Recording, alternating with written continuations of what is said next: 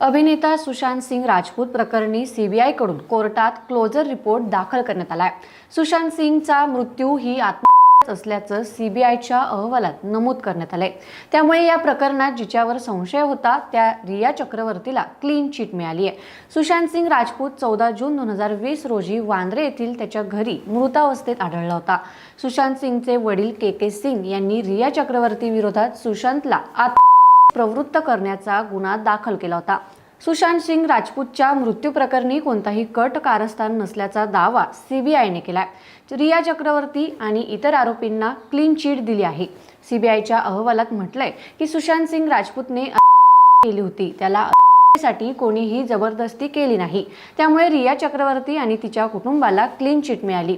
या प्रकरणी कोणताही गुन्हेगारी अँगल किंवा फाऊल प्ले आढळलेला नाही। All India institute of medical science forensic टीमने ही शक्यता नाकारली आहे। सोशल मीडिया चॅट्स अमेरिकेत पाठवून तपास केला, त्यामध्ये छेडछाड केल्याचा कोणताही पुरावा सापडलेला नाही।